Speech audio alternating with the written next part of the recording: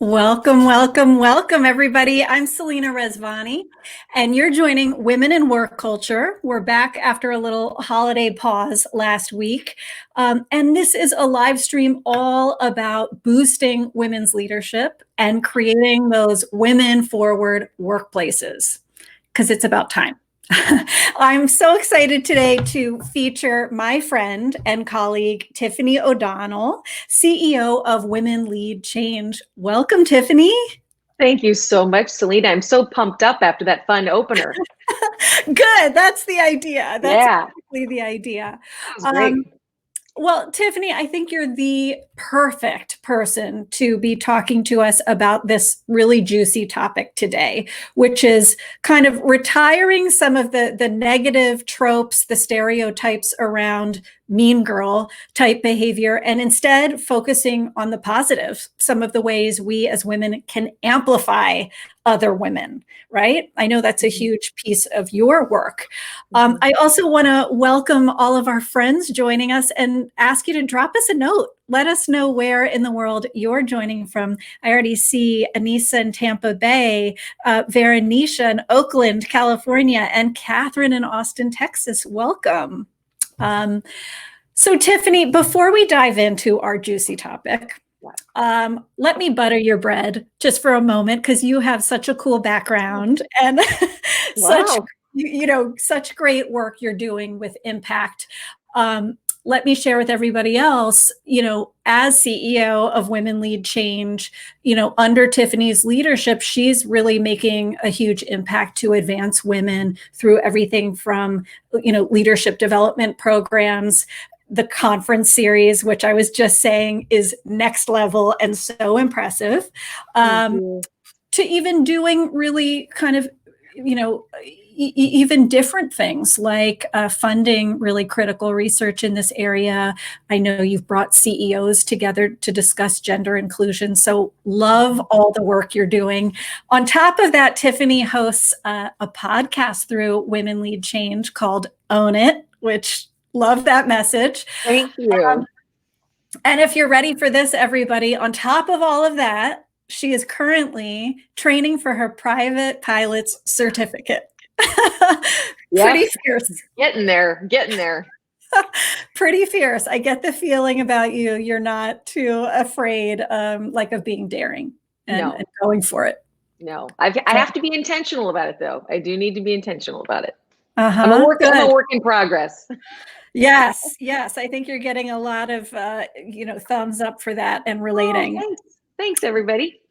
And Valerine from Flower Mound, Texas. Welcome. Michelle from Philly suburbs. All of you, if you have questions as we go for Tiffany, please send them to us as it relates to showing up for other women, what we're going to dive into today. So Tiffany, we didn't get into all of your really cool, impressive background, but I know you've worked, in everything spanning marketing to operations to a huge journalism career, and now running this powerful women's organization. What kind of initially got you excited to focus on advancing women specifically? Selena, I'm one of those people that I feel so lucky, and that I can say I feel like, honestly, everything I've done in my life really led me to this spot. Between the career in journalism to having two daughters and being a volunteer in our community for one of the organizations I was so passionate about was an organization then called Iowa Women Lead Change, based in Cedar Rapids, Iowa. So this is how I initially I came to this organization as a woman in the workplace. That really wanted community. And what I found was a complete paradigm shift. And it happened to be when I was volunteering for the organization, I was interviewing at the time Martha Stewart. She was a guest at one of the marquee conferences. Women Lead Change is so known for their conferences. I went there as a news anchor to moderate the conversation. So that was really how I got in the door. And during that conversation, she talked about writing her first cookbook, that entertaining, the blue cookbook that I think we've all seen on, our mom's shelves and now our own. She wrote that when she was 42 years old. And Wow. I think at the time I was probably 43 or 44 and just, kind of okay in my career, content, but really not jazzed about it, satisfied, but not energized. Mhm. And to hear that this woman, arguably created the lifestyle industry with that book at 42 years old, I thought, wow, maybe there is something else out for me. And out there. And that was the paradigm shift that I talk about. I started to notice other people who had done that and who had re-careered. And then I just kept volunteering with the group. And like I said, all of my experience and passion all led me to this amazing spot. I love that here you are, a working woman yourself, right? You volunteered, you have daughters, like from all perspectives, it's beautiful how this came together and kind of integrated and married your strengths, which is really awesome. I want to kind of get right into the main course of this, which is, I have to tell you, when I do sessions on being a strong self-advocate with women, or I do a interrupting gender bias session, always there is that little hand that goes up in the back of the room that says, what about women not supporting women? Yeah. Yeah. I get it too. Yeah. Yeah, I bet you do. Mm-hmm. And it pains me to hear, but clearly there's some felt experience that some people are having around this and feeling not supported by their colleagues. Where do you think this stereotype kind of comes from? Why do you think this exists? I think it's a complex question, but I will just tell you at a high level, it's just the scarcity of position. I was talking to an African-American male colleague of mine who said he felt the same thing. The person who was the toughest on him coming up was another African-American male. And I think that, anytime you've got a marginalized community and you recognize there are so few spots, it gets competitive. And I think, that's the high level conversation that, I think people are very protective of their space and how they got there. And that can come across as a queen bee, or as a woman not supporting other women. And again, which makes the work that we do in terms of gender balance and seeing more women in these leadership positions, I truly believe that the more opportunities there are, a lot of that will fade away, because I do see that scarcity as a reason behind some of that. Yeah, and it's kind of feels like all the more business case to have more than one woman, right? Mm-hmm. In that C-suite or in the management team, right? Because it is a lot of pressure, and you do feel like the only, whether that's, race, gender, or another thing. So, all the more support, I think, that when you see many and not just, a single person, there's less of a scarcity message, that there's Right. only so much to go around. Right. Well, I think we know what we want to avoid, which is that scarcity mindset, flipping it to the positive. What do you think are some of the ways we can be these good wing women to our female colleagues? And I love that. I love that term, wing woman. That's so great. And I think I have quite a few of them myself. And I'll tell you, here's how I look at it. Those friends of ours in the hospitality industry will understand this. You've got kind of front of the house and the back of the house. So if I could talk about, front of the house, being a good wing woman, I think these are the public things we do to lift up our female colleagues and teammates, whether it's reinforcing a great idea that we hear in a meeting, publicly calling out, incredible character and work ethic, sharing with colleagues and fellow leaders about the great work that's being done. Anytime you can publicly reinforce great work, great behavior, great character, I think that's pretty fantastic. I think about, word got back to me about a friend that made a compliment to another executive director of an organization. And I can't tell you how powerful that was. And I think that had a lot to do with me getting a seat at the table with this individual because of those words that she shared with him publicly. So you can't underestimate the power of the public reinforcement of a female colleague's character. But I also submit, we know this with women, that we are often our own biggest barrier. Confidence is an issue that a lot of us struggle with, frankly. I mean, I'll raise my hand and say, I turned this job down twice because I'd never been a CEO before. We just do that. I wanted to make sure I knew how to do everything before I did it. So confidence, we need to build our confidence in many ways. And this is where I talk about the back of the house, because I talk about the work that we do as a wing woman with our friend one-on-one. When we hear that negative self-talk coming out, it's your wing woman that's going to say, what? Is that how you really see it? Like, let's reframe that, because that's not how I see you.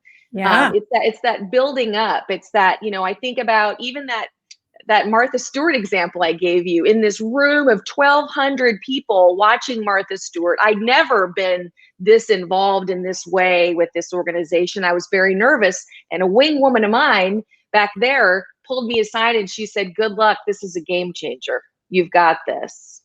Game changer, and you've got this. That's a private conversation that happened, but my confidence level rose. I stood up a little more straight. So I don't think you can also underestimate the work we do for our wing women in private and one-on-one, because that may actually reap exponential dividends. You build a person up, who knows what they're capable of once they get out there. That's huge. And it's such a great tip for those people who, I don't know, I know some people who kind of aren't as comfortable being the outward praiser or really talking someone up. They wouldn't even do it about themselves, their best friend, anyone. This little private moment is something you can do to lift another woman up that can have a game-changing effect, right?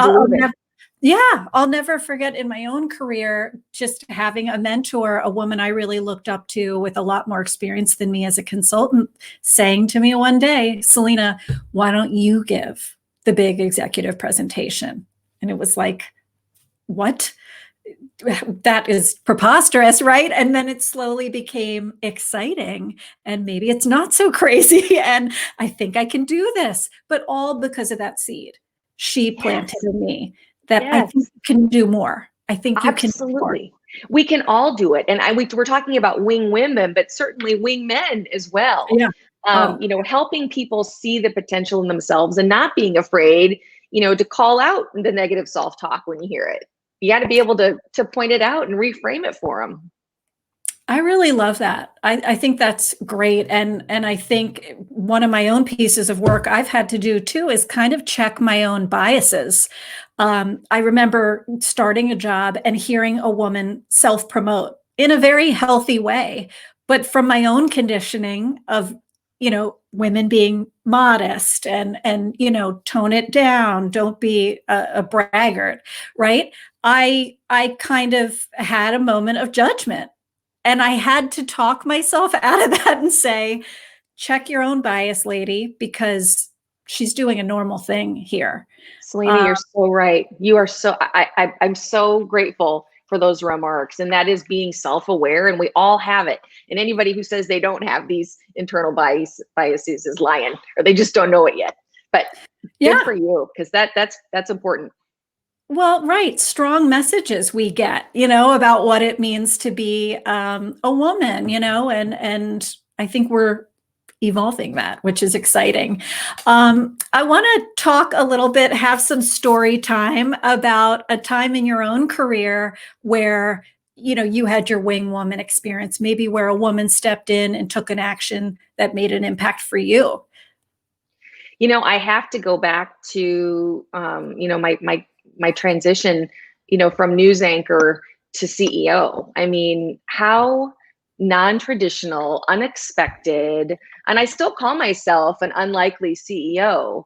That happens to be my position, but more than 20 years in a career, I just never imagined that I could do anything else or would do anything else for that matter. And to have somebody say, we think that you should be part of our succession plan the CEO and co-founder was wanting to retire. They wanted to bring me in as a chief operating officer initially.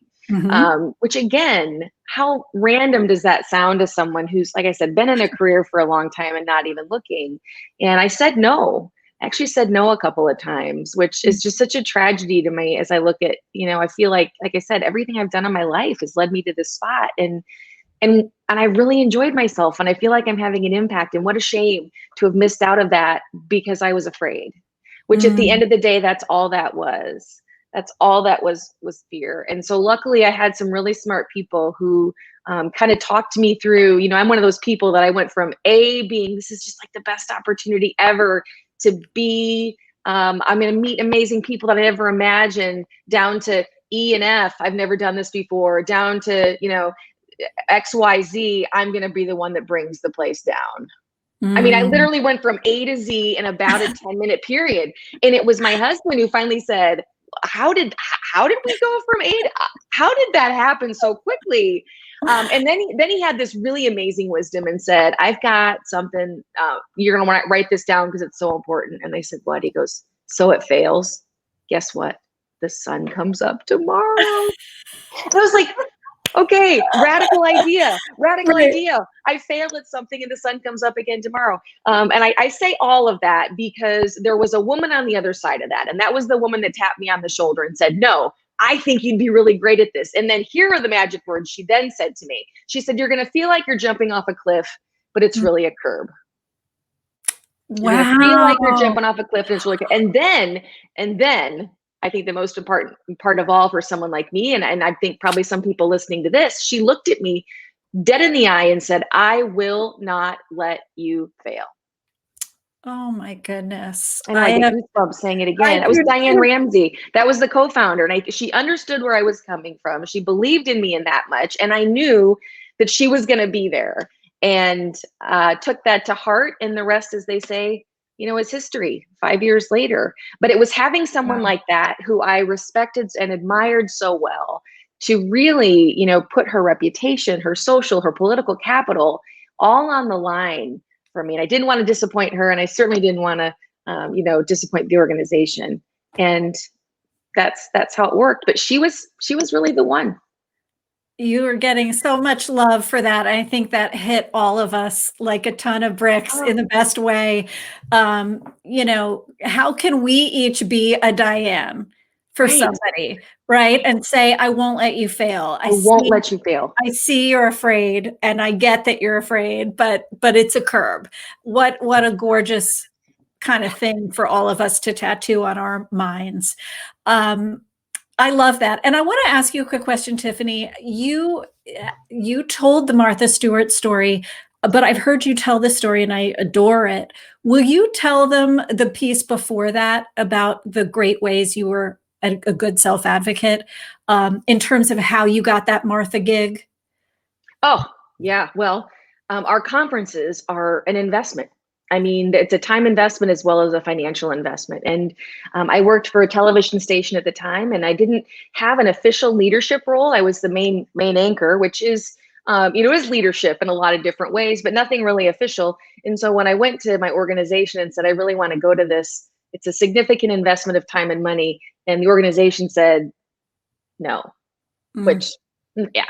That's never a good idea. But anyway, they said no, right? Boo, boo. They said, no, we don't understand why this would, really benefit you or us, frankly. And so that's when I got clever. And I thought, I'm going to call the CEO. I'd never met her before. That was Diane, the Diane, as I call her. I called her and said, hey, any chance that you need some media coverage? I could be there with a camera and cover the event. I know, kind of inched my way in for free.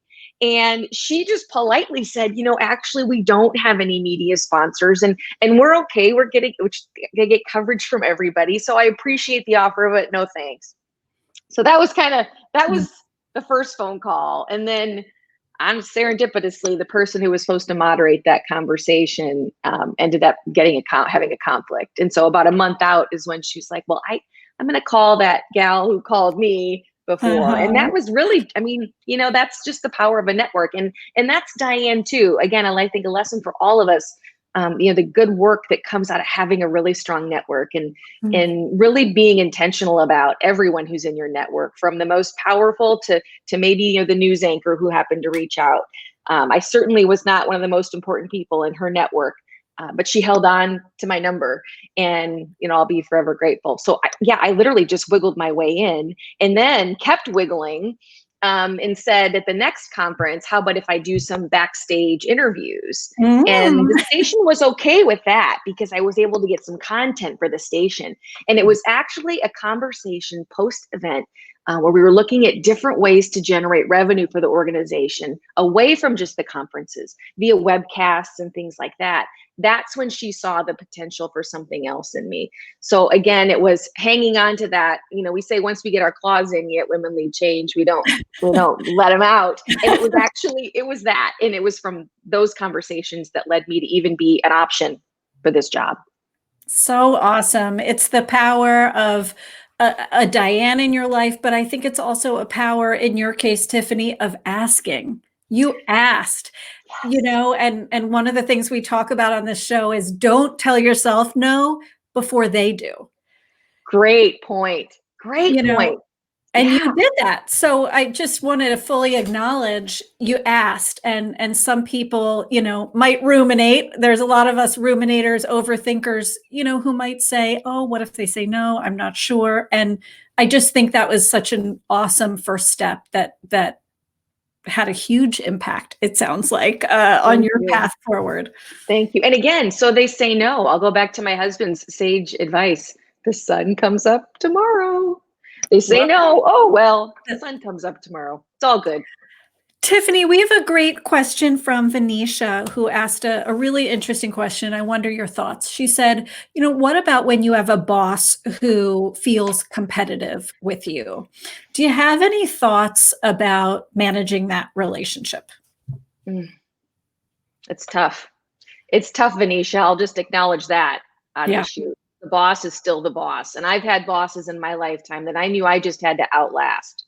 I mean, I knew that they would eventually weren't going to be there. I just had to make sure they didn't fire me first. And I will say, I have had some success in my life with supporting those bosses in a way that, they see unselfish behavior on your part to make them look better. Do your part to make them look better, anticipate what they're going to need to make them look better. And then I think that can also foster a new trust. If it truly is unselfish, I mean, if you really are helping them unselfishly to be better and to make them look good, and then if you're lucky, they might move on. But by the same token too, I think there becomes a new trust, and you never know, maybe even a new relationship out of that. That's a great kind of, I think, fresh take on that issue, which is change the dynamic a little, maybe do the counterintuitive thing. Absolutely. And make them look good. Right. I want to get back to, for a minute, some of your wonderful tips around elevating other women. And I want to talk specifically, we got some into, how to give them confidence just between you and them. But let's imagine we aren't in the room. Are there other things that come to mind when you think about promoting them or helping elevate their status? They're not in the room. What could you do? Maybe they're not the person who's seen, like their competence isn't obvious to everyone. Are there things you think we could be doing, in addition to kind of speaking well of them? I appreciate that question. And I think it's especially relevant in this time of virtualness, because I do worry about women and visibility. While this creates a flexible workplace for us, I do have concerns about visibility in terms of ascending to leadership positions and being seen, to your point. I think I think you have to share the good work, look for opportunities to point out great responsibility, great work ethic.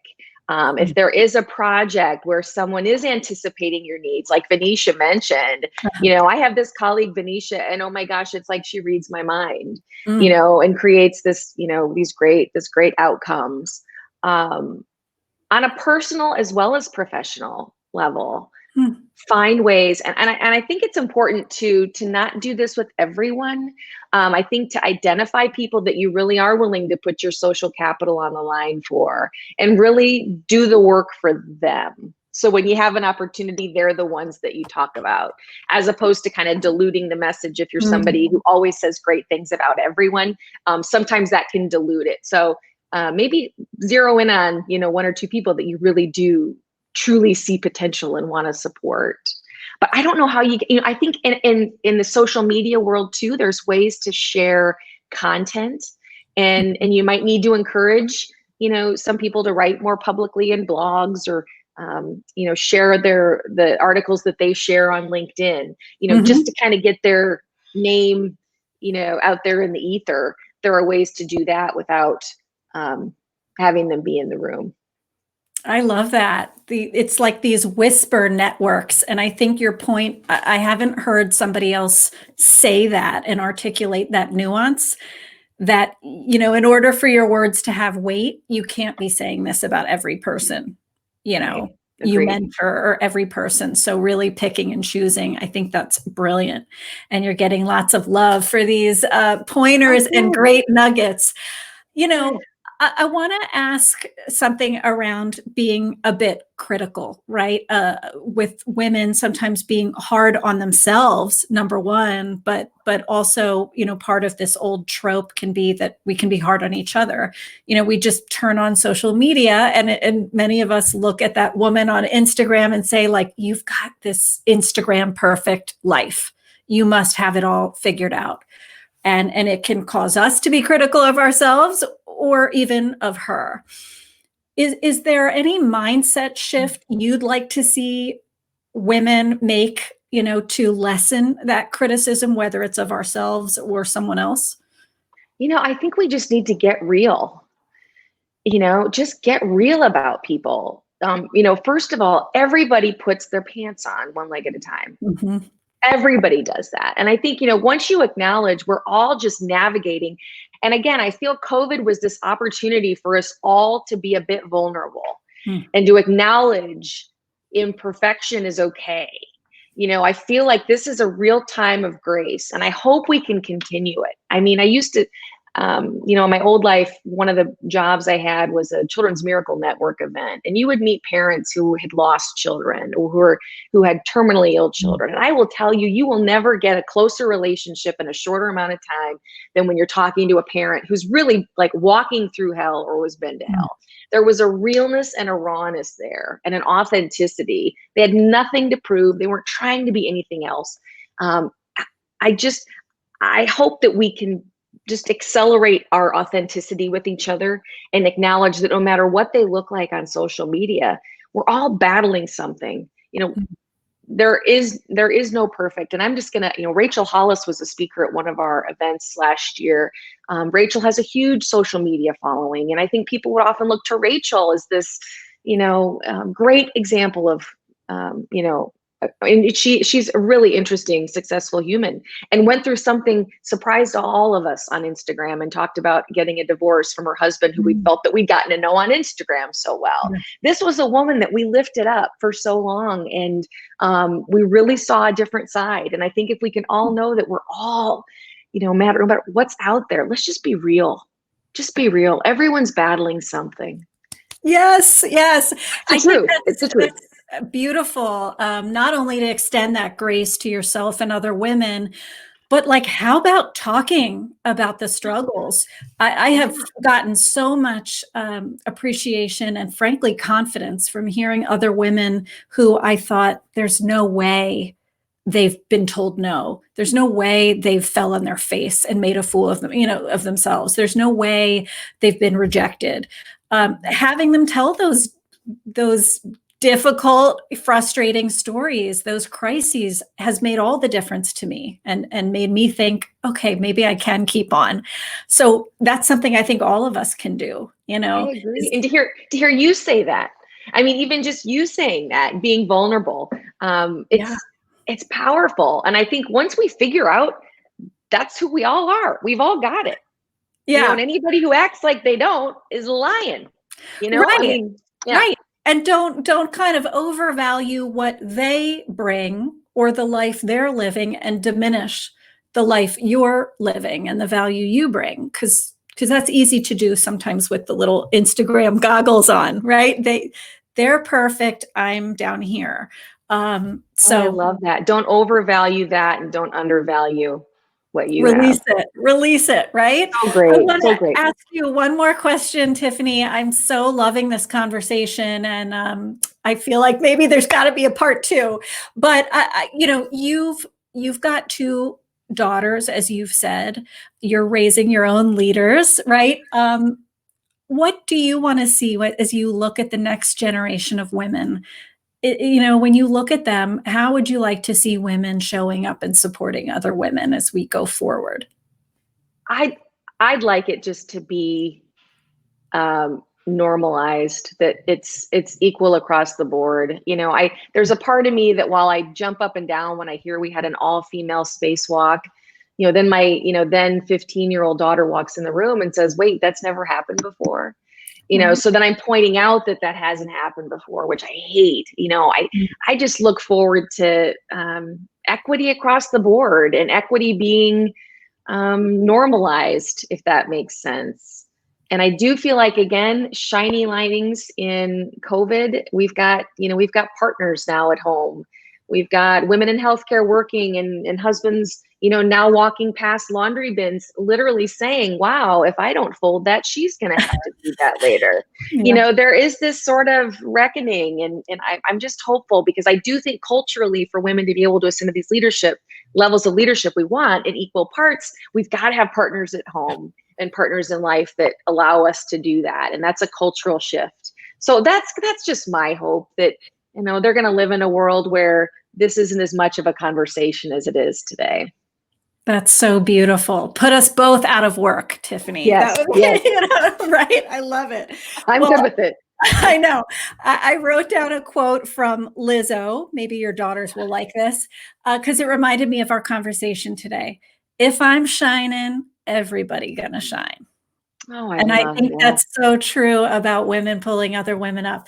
Tiffany, I'm so proud to know you. You're so good at telling the story of women supporting other women. And you're inspiring so many women, not just through your own kind of fearlessness and pushing through your own, barriers, but you're also prompting companies to do more for women. And so we're so grateful to you. We need your message, and keep going. Thank you. Because we love it. Thank you. It's my privilege to be here, Selena. I appreciate the opportunity. And thanks for all that you're doing every day to advance women leaders. Thank you. It's my joy and my passion. All of you can check out links to Tiffany, her website, her articles, her awesome podcast that you should absolutely check out. So look for those in the show notes. And please stay in touch with me too. You can check out my LinkedIn learning courses, join my newsletter tribe, and follow me here on LinkedIn if you're not. I want to say thanks to our whole community for joining today, to the wonderful Tiffany. Stay healthy. Stay well, and lead on.